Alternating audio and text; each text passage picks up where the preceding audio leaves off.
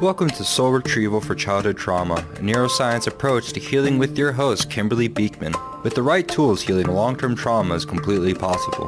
The childhood trauma gets trapped as trauma packets deep within the body. Learn to clear these packets from your body, rewire your brain, and reconnect your soul. Kim's Inner Alignment Soul Retrieval System is a 6-layered approach addressing every layer of the body, healing the root cause. Join in as Kim expands boundaries in the field of trauma recovery with a revolutionary 2-month program. Take a deep dive into healing anxiety and depression with Kim on the Soul Retrieval for Childhood Trauma show. It all starts now. Hey, everybody, welcome. Welcome to the show. I'm Dr. Pat, and I get to really join Kimberly here for this amazing show. It's an incredible opening. And I'm going to kick it back to Kimberly here in a minute. But I want to say something real quick. This morning, I had an experience with 2 of my friends. And I'm so thrilled there's somebody like Kimberly Beekman in the world. Because I wish we had sort of a trauma radar screen where we knew something would come up and we could be aware. Actually, Kimberly has developed this, but we could be aware and we could be mindful, and we know that something has to be addressed. Because what if your childhood trauma is creating your depression and anxiety? And I want to tell you, Kimberly, this hit me the other day, last night, actually. I was watching a show. I love to study animals, especially when it comes to my totem animals. So anything about wolves or werewolves, I'm watching right out of the gate. But the degree by which anxiety has become prominent in various characters across the board, whether they're in books, best-selling books, Hollywood blockbusters, television shows, the degree by which anxiety is talked about and not even understood, it's just a little bit daunting to me. Are you finding that? Yeah, I think it's amazing, Pat. First of all, thank you for having me. It's so good to be here with you. So we look around and anxiety and depression have become the norm. We see our teenagers really coming deeply into anxiety and depression at a greater and greater rates. Suicidal ideation is higher.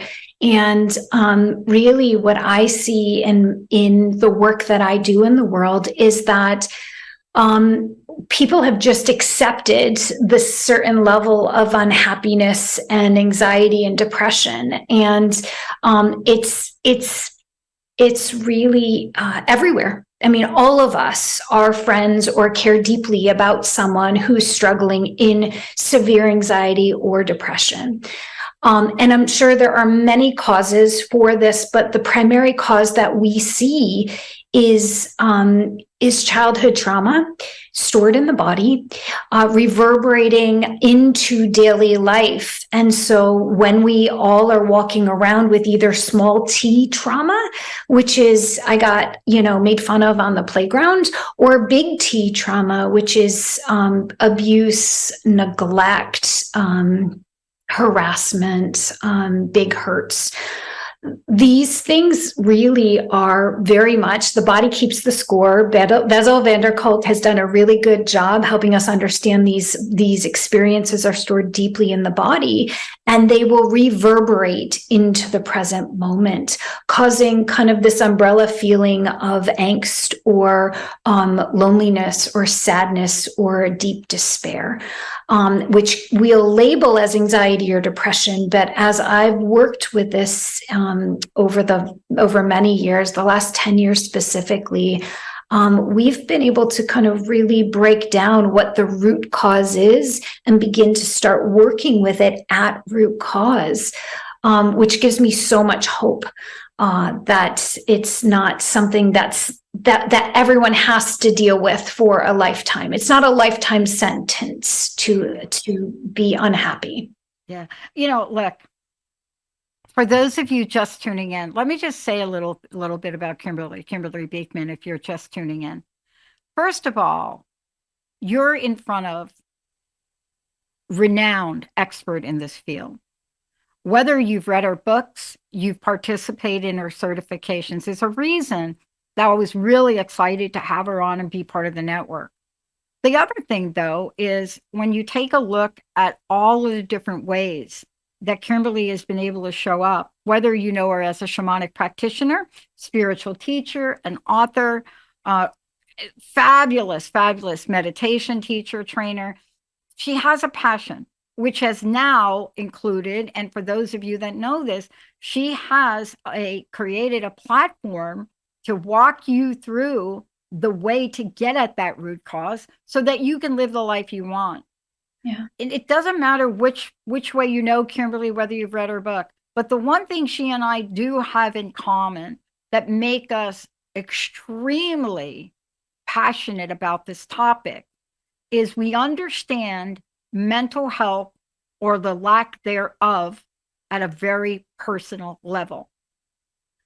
We're not just doing the show today because there's some book we want you to pull off.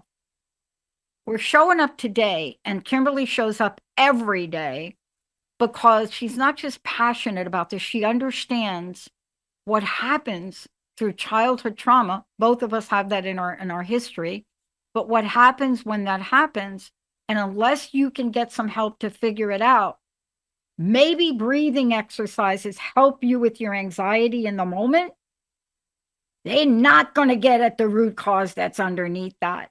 And so whatever the tools you use from neuroscience or mental health, in 30 years she's been doing this, she's looked at childhood trauma recovery, she's looked at science. We love science. She and I could do a whole show on the science of this.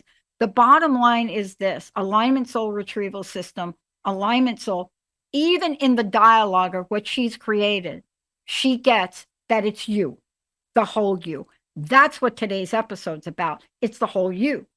And it does show up. It showed up on a call this morning between myself, two other people, and an attorney. And, you could see it in the body language.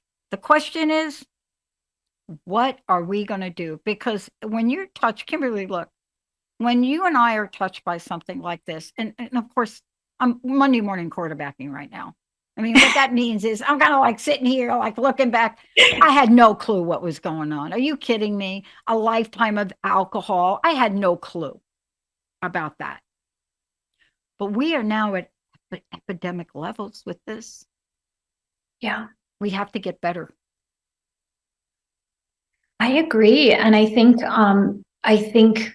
I have a bold view on this, but I think we all have stored experiences from our childhood that we are playing out in our marriages and our parenting and our work lives, in our social connections. So we all have some level of experience that's creating resistance in our present moment. And I think a lot of people, through our mental health, we've done a lot of analysis paralysis about the issues that are limiting us. Oh, this relates to my mother, and I never got the love I wanted. And I think that's an important precursor. It's good preliminary work, but analyzing our issues does not get down to the root. I have this analogy that having stored vibration or stored trauma in our bodies is like there's a fire in the basement of the house, and it's kicking up smoke to the upper floors of the house. And we're all doing our yoga and we're meditating and we're blowing the smoke out of the upper floors of the house, and we're exhausting ourselves in the blowing of the smoke. And no matter what, the smoke continues to reappear, and we're exhausted, and we're like, why am I still in angst? Why am I still unhappy? And then we go to therapy and we're sitting on the roof looking down, and we're like, yep, there's a fire. Yep, there's some smoke. And we can see it and we can understand it, which is great, but it doesn't put the smoke. It doesn't clear the smoke permanently or put the fire out in the basement. Yeah. And I think that's what we're talking about today, is looking at a modality to put the fire out in the basement so we're not consistently overlaying our issues into the present moment. And so we can finally have a little peace and feel connected to ourselves. I love that, because when we come back, we're going to talk with you about the system you've created. And this is very important. You know, I grew up with half my family from the Deep South, and one of the sayings that would always happen around the fire to us girls and everybody there is like, somebody would always say, I just want to tell y'all children that here's the deal. Those embers, boy, do they burn hot, and do they burn long. Yeah. Even if you can't see them. Let's take a short break. When we come back, we're going to what Kimberly has discovered and has been using. Because if we don't get at that, what she just beautifully described, if we don't get there, how long does it take for that ember to ignite something again? Do we even know that that's happening? Did we even know we still had that little ember down there just kind of working its way?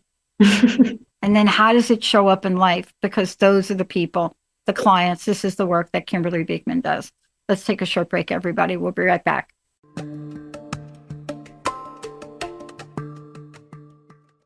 Monday each month at 11 a.m. Eastern, 8 a.m. Pacific on transformationtalkradio.com. In today's world of ever-constant evolution, the only career change that matters is when what you do matches who you are. On Reinventing You, you'll find concrete tools to help you embrace change and feel optimistic and inspired about your future. It's your vision, your life. Be passionate about it. The Crystal Coach Show, sharing clarity, guidance, and practical wisdom with me, Anahata, every first and third Monday at 10 a.m. Pacific Time on TransformationTalkRadio.com. On The Crystal Coach Show, we channel divine wisdom through stories of service, spirituality, and stones for self-care. Feel connected and reside in the vibration of love. For more information and to connect with me, visit thecrystalcoach.com. That's thecrystalcoach.com.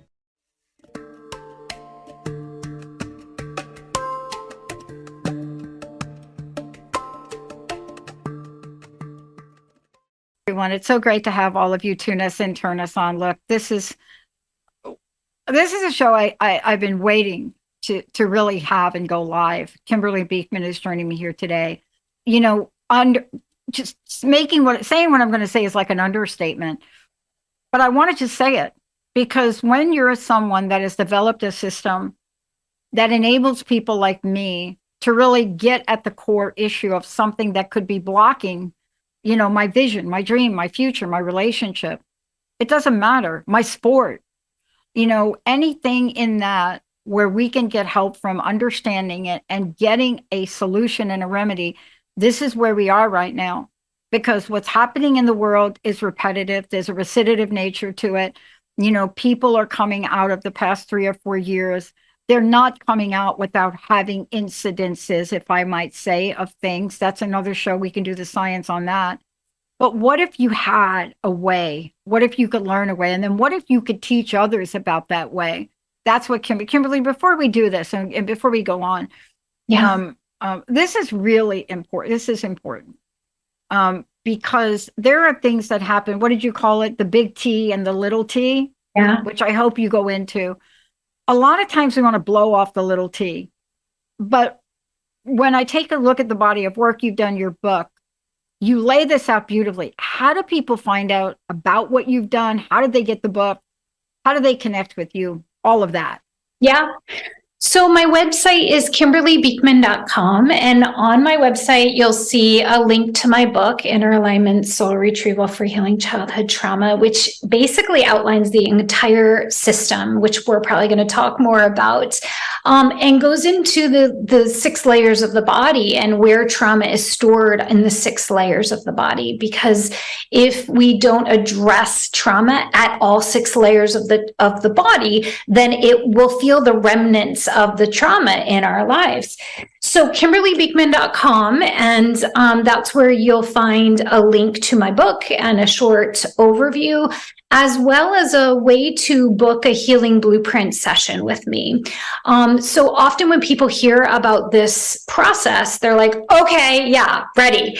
But it's important that I know that I can help someone, that the issues that are or have arisen are in fact because of childhood trauma. And so I do a 30-minute call to see if our work actually would help someone. We have a 95% success rate, meaning 95% of the people that enroll in a 2-month intensive to heal childhood trauma actually come out the other side relieved of the anxiety or the depression or the core issues that they came to us with. And the reason for that is we are really clear about who we can help and who we can't help. And so that's why we do, you can't just enroll for our programs off of our website, because we want to be sure that whoever we take on, we are truly going to get them to the other side of what's showing up for them. Yeah, I think it's so important. It's so interesting. And the other thing is, if you could talk about this for a little bit and you take us through the system, or at least parts of it, is I think most of us feel we're blindsided or surprised when issues come up. Yet that ember has been smoldering in there for a while, but yet it does catch us off guard. I mean, it really does. It's fascinating. I was looking back. Somebody asked me a question. They heard me make this comment the other day on a show that when I was younger, I liked to drag race cars down Highway 78 before it was finished in New Jersey. Right. So they heard me say that. And, they automatically went to, okay, she's like a danger freak in extreme sport. And I need to think about that for a minute. What was my relationship with cars? Well, my relationship with cars had to do with the only thing that I could be close to my dad about. Mm-hmm. That's it. Never home. And when he was home, he was in the garage becoming a mechanic. Mm-hmm. And it was a fascinating thing, right? So I learned all about that. I was very good as a driver. But what made me take those kinds of risks? That's the underlying little thing in there, right? Yeah. That most people never get to. Now, we're not going to do the show about me, but it's many things like that. Yeah. In fact, we call those experiences trauma packets, whether it's big T trauma or little t trauma, or whether it's just a frozen experience in the body. What happens is somewhere before we have a fully developed prefrontal cortex, which doesn't happen until we're 25 years old, but somewhere where we're young, 4, 5, 6 years old, we have an experience.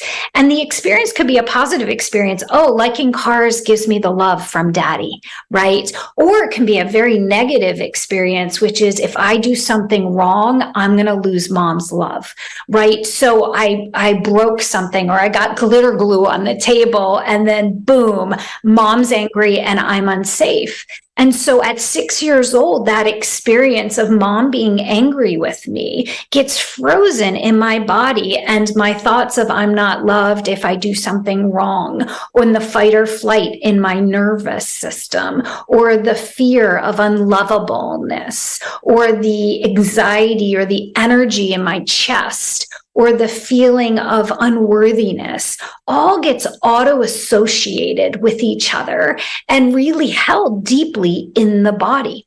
And that, what we call a trauma packet, will continue to reverberate into all of the present moments from that point on. And we start to create belief systems as we grow up. We're like, oh, don't do anything wrong, you won't get approval. Oh, don't do anything wrong, they won't like you. And next thing you know, we become a perfectionist, right? And so we develop behavioral patterns and neurosynaptic connections and neurochemistry in our bodies, which totally set up the physics of our life around that core experience. And then we spend our entire lives replaying, for example, that perfectionism at my work, in my parenting, in my partnerships, in every place. And we call that unworthiness. And then soon I can never feel good enough. And I then say I have anxiety. right? But the truth is, I have an unworthiness trauma packet frozen deep within my body that continues to get reactivated in every present moment. And I play out that and a couple of other trauma packet patterns throughout my life. And the truth is, those patterns are built on 6-year-old thoughts, 6-year-old feelings, 6-year-old nervous system wiring, and a 6-year-old consciousness of how the world works. And here I am, let's say at 48 years old, like, why do I have this? Why do I feel like I can never do anything good enough? Yeah. And when I explain this to people, Dr. Pat, they are like, yes, that's totally what's going on. It's a vibrational sensation living and reverberating and getting overlaid on my present moment. And no matter how much I go to therapy and analyze my relationship with my boss, this deep feeling of unworthiness persists. And our description of that is it's a trauma packet that intersects all 6 layers of the body deep within, I'm going to use a woo-woo word, in the second dimension of consciousness, meaning it's not wired into the prefrontal cortex in the mental body. It's deep within the tissue or the cells of the body. And so no matter how much we understand it and use positive affirmations and tell us how good we are, it doesn't override this deep feeling of not enoughness, not safe enough, not connected enough, not worthy enough, not lovable enough, not mattering enough, whatever our flavor, our unique flavor of unworthiness is. It's so fascinating. You're going to love this story. I had a friend call me and we were just chatting and she said, yeah, you know what happened to, I'm just going to make up the name for confidence. You know what happened to my granddaughter, Mary? I said, no, what happened to Mary? Because I grew up with Mary, until, right? I know Mary very well. Mary had a complete meltdown, complete anxiety attack. And they had to, Mary, what is Mary now? 8, 9, maybe she's 9, 10-ish, let's say. Mm-hmm. And I said, what happened? Very casually, but then my brain went off because I knew I was doing this show with you. Very casually, she says, oh, somebody in her classroom was coughing. And I said, oh, okay. So did you get her some help on that? I'm not going to go into the whole story, but the fact that I asked the question, did you get her some help on that? My friend said, why? And I said, think about this for a minute. Your 9-year-old granddaughter's in class and somebody next to her coughed and she had a complete panic attack. You think maybe somebody should talk to her? Now, look, I know better in psychology to jump to that conclusion. And for all of you that are listening to this, I'm not giving you, she's not my client, and I'm not giving you a psychological explanation, but something triggered her, Kimberly. Yeah. Right? Mm-hmm. And I don't know about you, but if that were any relative of mine at 8 or 10 years old that had a panic attack, I'd certainly want to know why. But that's just one example. Yeah. I don't know if it's a big T, a little T. All I know is that a 9-year-old couldn't stay in class. So this is really interesting. So by 9, this child probably has had previous experiences that are now stored in her body that are reactivating. And so she got triggered into a trauma packet. The interesting thing from my inner alignment perspective about panic attacks is a vibration will show up and then someone will be afraid of that vibration because trauma packets don't make sense to us if we're not aware of it. And then a panic attack is the fear of the fear. And so the escalation of the nervous system and then the looping of that from the fear of the fear. We've done some really beautiful work with panic attacks and with teens, and we can talk about that as soon as we come back from the break. Yeah, let's talk about that, because what this show is really about, and the work, Kimberly, you do, is we have to start at a place of awareness. We have to start. I'm not even saying you have to be awake. I'm just saying you have to have a little bit of awareness about yourself and about others. But it's a tough one when we have to face ourselves in the mirror. It really is. And it's tough because we don't have the solution you're going to talk about when we come back. Yeah. A lot of times, if you've ever been in that state, and for years I was in that state, I couldn't walk through a park. I couldn't walk through any park that looked like Central Park in New York, because when I was younger, we were part of an attack in that park, and I had to get some work done on that. Now, of course, I say work, probably you could have helped me a lot easier and a lot sooner. When we come back, how do you know the signs? How do you know what the impact is? What can you do? And why is what Kimberly Beekman talking about so powerfully important and provides a solution that can help us, not just at the symptom level, the moment where you're not afraid, but get to understand it at a way.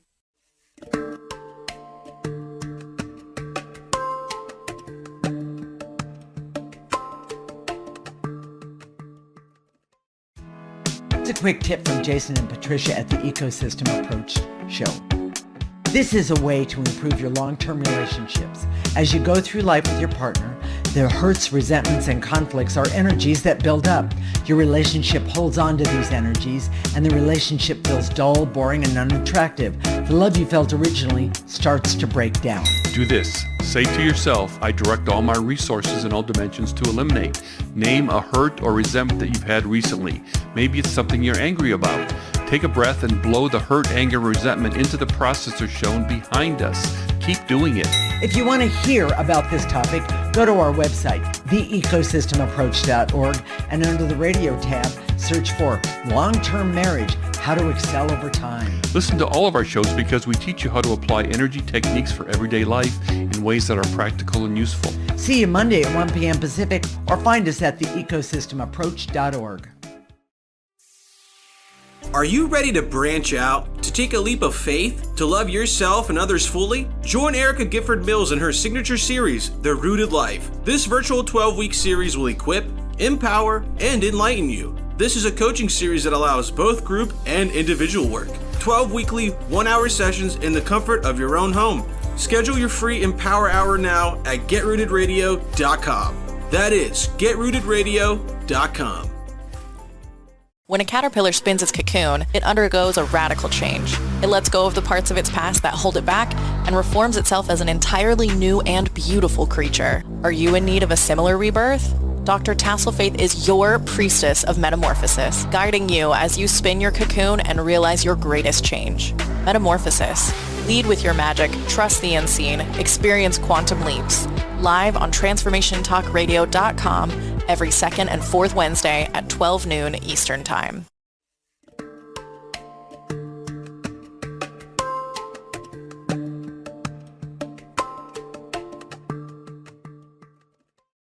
Hey, everybody, welcome back. Before we keep going, I mean, Kimberly Beekman has signed up and said yes to a body of work that is so needed in the world today for so many reasons. I mean, we could spend an entire show talking about what they are. All you need to do is read the headlines from today or yesterday, and you'll understand that there are things being established in these layers, these experiences, these traumatic experiences. They are getting to layers that we don't fully understand. But if you're Kimberly Beekman, you do, and you help people with them.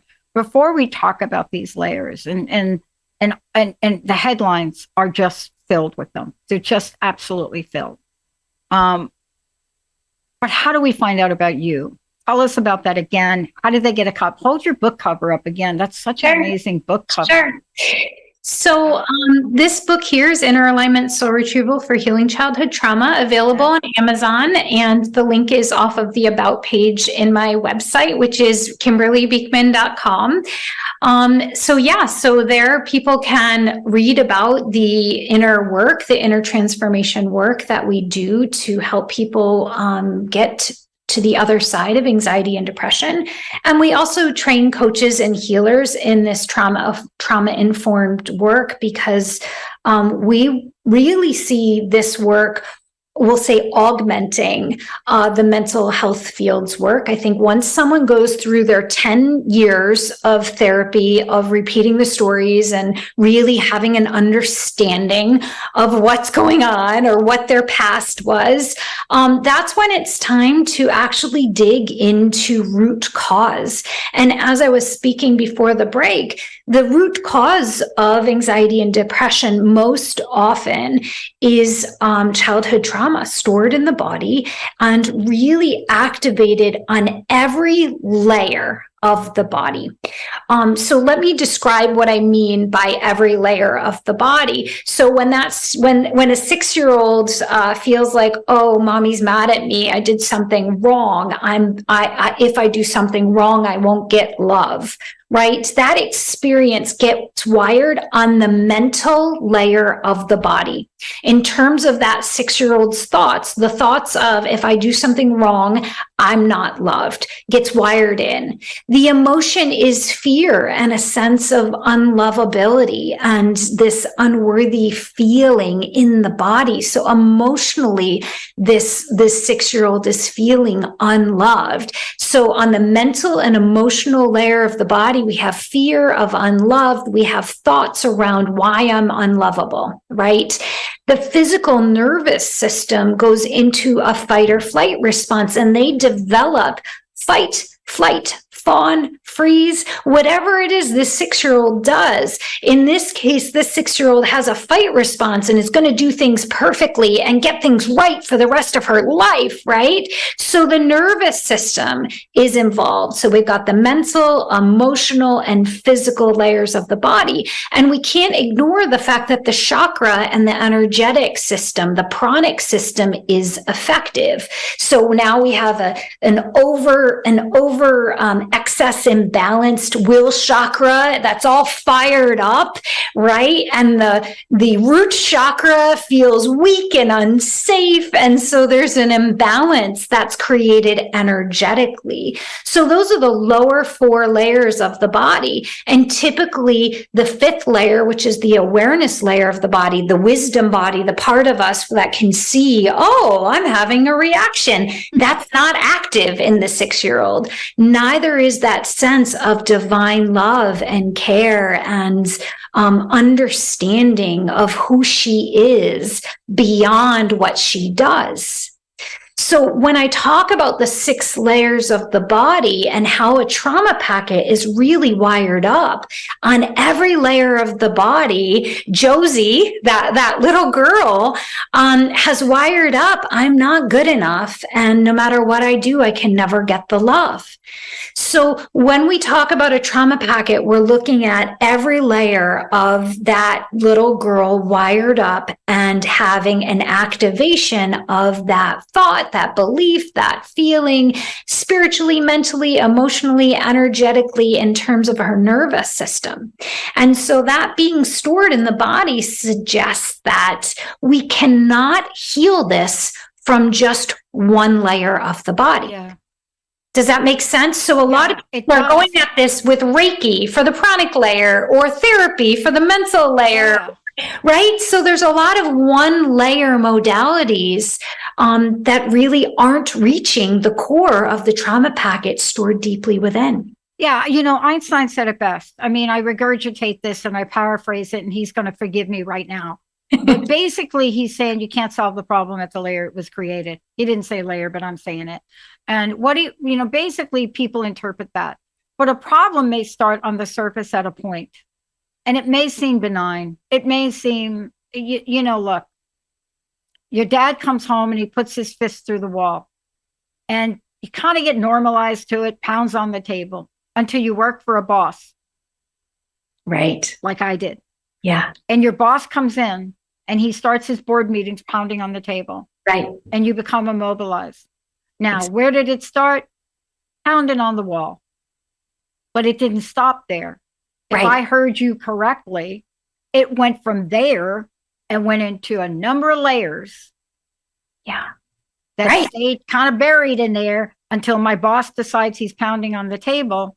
So what's interesting is that pound activates the nervous system and then reactivates the thoughts of I'm bad or I'm unsafe, and that fear that's on the emotional layer of the body, and the root chakra all of a sudden is weak in the board meeting just because the fist hit the table, right? So all of those auto-associated layers will reactivate with just one layer. Just one. One layer activates and all of them will reactivate. And next thing you know, now without a level of awareness, you'll think you're scared of your boss. You won't know at that moment there's an old vibration that's getting reactivated and projected into this situation because your nervous system is telling you, run, go, freeze. I love the way you described it, because that example is so beautiful. Because when I think about it, and boy, I just had a flashback to it. I wasn't sitting by my boss, and I knew this guy. I know this behavior, right? Yeah. But one of my associates was, and she looked petrified. Yeah. I mean, trembling. And so this is interesting. I don't know if it relates to this, but I'll tell you now that I'm thinking about it, what happened with that was, I mean, he didn't stop. You could see she was shaken. And I jumped up and I just let him have it. I mean, what my reaction to that triggered a reaction that was very back there, very old, because it wasn't so much his pounding that got to me, because I got that. But when I saw her panic, it hit me.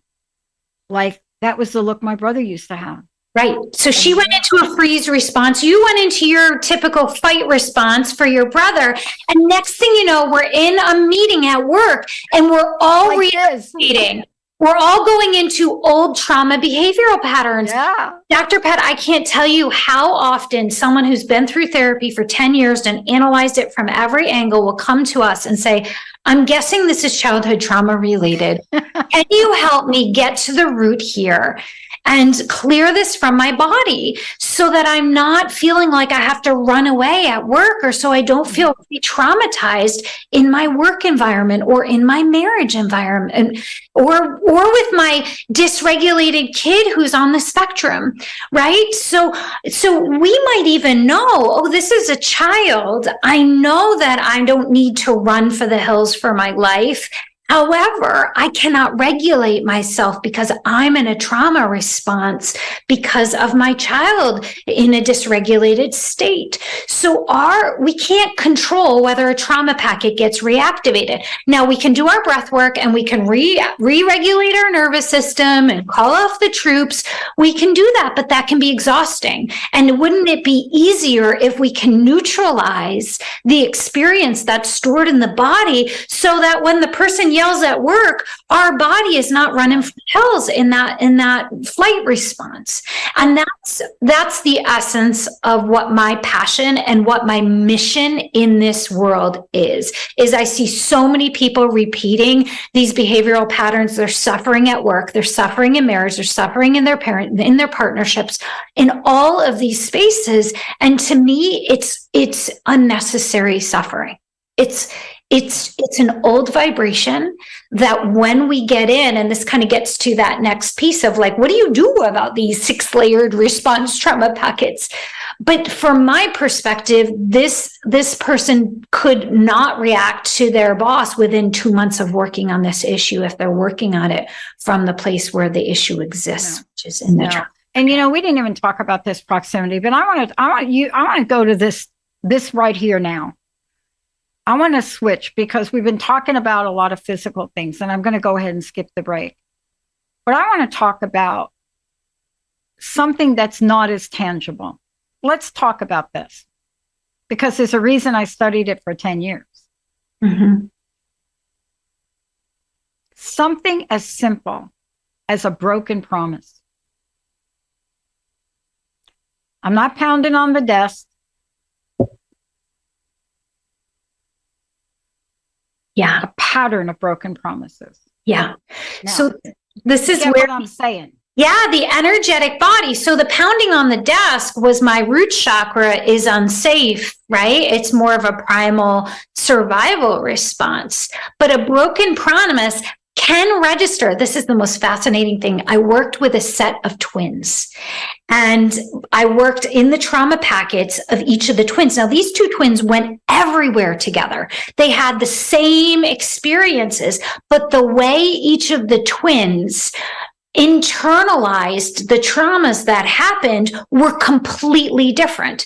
So a broken promise in one person can be in the sacral chakra of, I didn't get the connection and I feel neglected, right? So it can register deep within the sacral, whereas someone else might register it in the throat chakra of, I don't matter. Like that person didn't show up for me and I don't matter.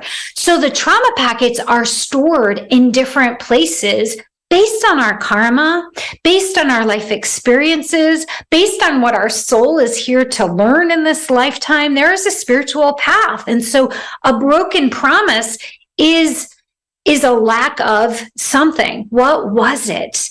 A lack of love, a lack of connection, a lack of feeling like I matter, right? Either way, it got stored as I'm not lovable, I'm not connected. So if I were in a healing blueprint session with someone, I'd say, what would be the worst part about that broken promise? So I could listen to where that trauma packet is stored in the body, because within minutes, someone can give me enough information for me to hear the trauma packet, to hear where the trauma packet is, and to know really, I can hear just in the present moment what someone's struggling with, and I can see the entire makeup and the whole patterning of what happened in that person's childhood. I don't know, I'm not psychic, but I can read patterns. So I can hear, well, mom or dad or some caregiver really didn't give that sense of I'm meaningful and I matter.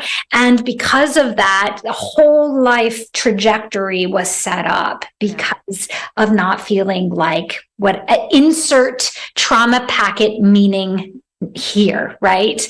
Does that make sense, Dr.? It does make sense. And there's a reason I brought it up, because, while we were talking a lot about physical things, these are the things that are the most, how should I say it? Mysterious. Yeah. And the reason I'm bringing it up is because it happens all the time. And this is just one of these things. Let's just stay with this for a minute. How does it manifest as you get older? Well, let's talk about an example, and you can help with this. I'm in my new relationship, and I'm in there with my partner, and my partner says, honey, I promised to make you dinner tonight. Okay. And you kind of like, to you, that's a big dang deal for some strange reason, which you're going to tell me about in a minute. And then honey doesn't come home and doesn't make dinner. Now, how many degrees of this can there be? Honey comes home and buys dinner, but doesn't make dinner. Is that a broken promise?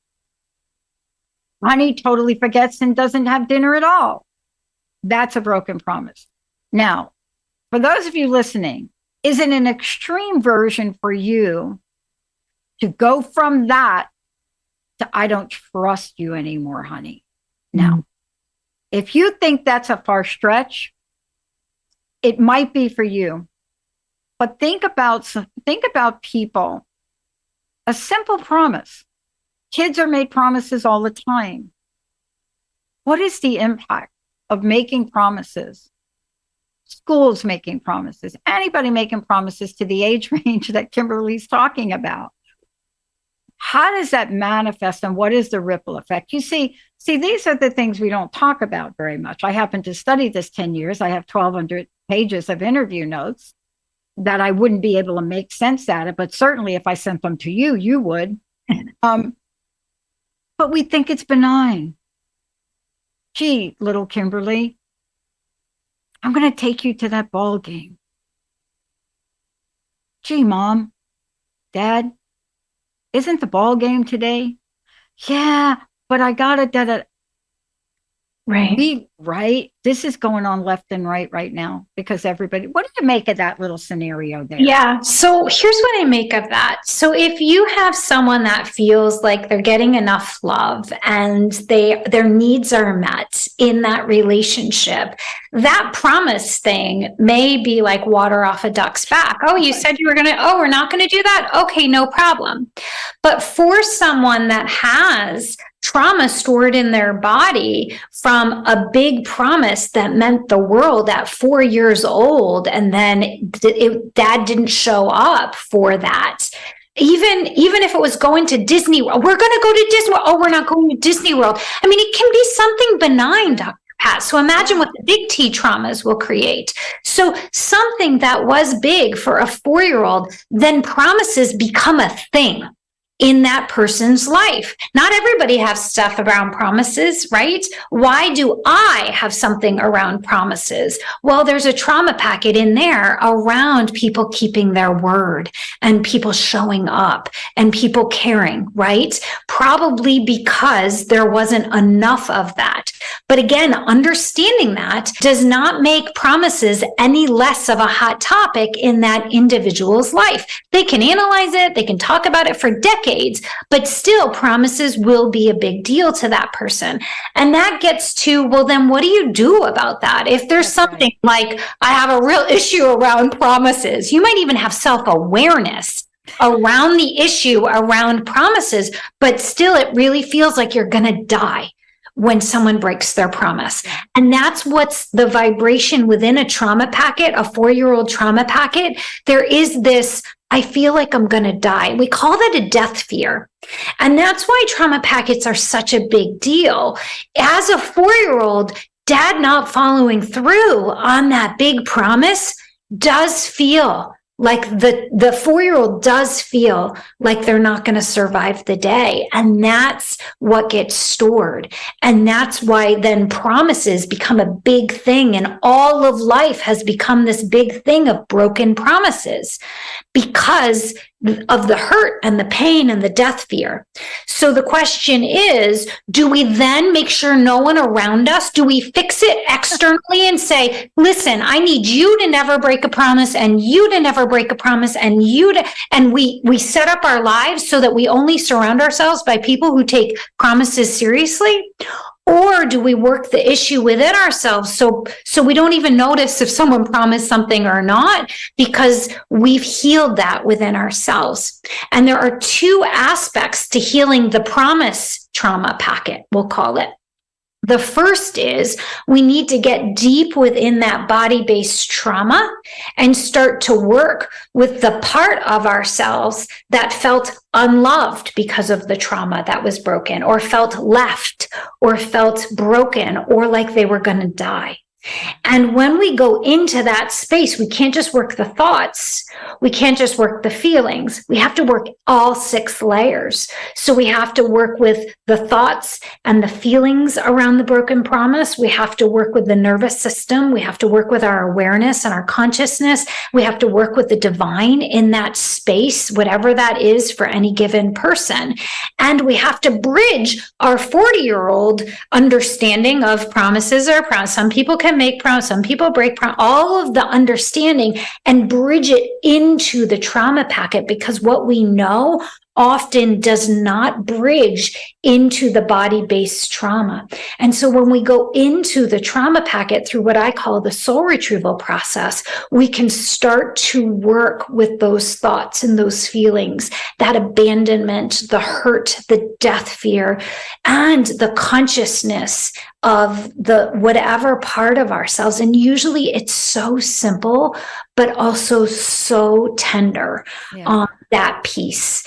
And often the divine is not there, whether the divine is consciousness or the light or Jesus or Buddha or whatever divine is for someone. That needs to bridge as well into the space. And that's why single layer modalities can't really get in there and bring the joy and the love back, because every aspect needs to be dealt with within that deep body-based experience. Now, here's the problem, is you can do that and you can feel the, I'm good. I'm safe. I'm loved. I'm loved no matter where there's a promise or not. And you can build those new neural pathways in the brain and start sending out those new hormones and neurotransmitters into the cells. However, if you don't practice, now we go to the whole Joe Dispenza world of the neuroscience of healing. If you don't practice those new neural pathways and those new understandings that were built very deeply within self, then after 5 days, those new neural pathways will start to truncate. And even though there was some healing, the brain and the body needs to get on board and get neurosynaptically wired to the healing of the 6 layers, which means the mind needs to think about that healing. The emotions need to be felt about how lovable I am. And the energetics of peace need to be activated and practiced. And that connection with self needs to be anchored in. And that feeling of bliss needs to be practiced. And we call that rewiring. And we know it takes 40 to 60 days from that point to rewire someone back to the feeling of healed. And so we need to get into the trauma packet to work those issues, that broken promise issue. But we also need to rewire all 6 layers of the body for 40 to 60 days to sustain the feeling of healing, which is really often one, maybe the other, maybe a couple layers are being worked, but the thorough aspect of working all 6 layers in the trauma packet and then sustaining the wiring of this on all layers for a prolonged period of time is typically not happening, which is why people feel stuck. Yeah. And look, we're going to do other shows on this and we're going to talk more about it, because people often wonder, and you hear them say, oh my gosh, I thought I dealt with that, right? I mean, that's a common little phrase that's used. Totally. But it's explained beautifully by you and by what you've created to help people, because it is multidimensional. I mean, and we do think we're fixed after 4 or 5 days and things are really good. But we are talking about trauma. Yeah. And that's the key. Kimberly, thank you so much for today. I've got a couple of questions left. One is, most importantly, how do we find out about you? And then the second is, I'd love to know your personal message, what you'd like to leave us with today. Yeah. So you can find me at www.kimberlybeekman.com. And that's where the access to all kinds of YouTube and meditations and such are. And I guess what I want to leave you with today is hope. Hope that this understanding of the trauma packets and the 6 layers gives us an understanding that trauma can be healed, anxiety and depression can be healed, and we're not stuck with it. Yeah. Thank you. And I want to leave you with something. This conversation about trauma goes deep. For those of you out there. And the moral to this story about the promises is the following. If you're going to study something that was a childhood trauma, and you take that on to really study it, and you spend 10 years studying it, and you're asked to do extraordinary research on it, interviewing hundreds of people, hearing their stories, and you know that this for you is an important conversation. And then you're asked to do postdoctoral work. And then you're asked to ... Don't be surprised if when you're done, you take that black book of your award-winning research publication and you put it on the bottom shelf of the farthest bookshelf you have. until somebody like a Jessica finds it and says, I didn't know you wrote a book. See, what Kimberly is talking about today, it's not just fight or flight of body. It's fight and flight at every level she talked about. And we don't have to live that way. We don't have to continue with that level of suffering. And I say that because Kimberly has created a way for us not to do that. Please check in with yourself, check in with others. Get yourself some relief that you deserve. Childhood trauma does not have to be a way of life. Kimberly, would you agree? I agree. Yeah. Thank you all for tuning us in, turning us on. And just on the flip side of this really good news, I can look at that dissertation today. Thank you all for tuning us in and turning us on. We'll see you later. Thank you. You have been listening to Soul Retrieval for Childhood Trauma, a neuroscience approach to healing with host Kimberly Beekman. Tune in as Kimberly expands boundaries in the field of trauma recovery. With the right tools, healing from long-term effects of past trauma is possible. Kim's Inner Alignment Soul Retrieval System is only a 2-month process unlike any other in the world. For more information, please visit www.kimberlybeekman.com.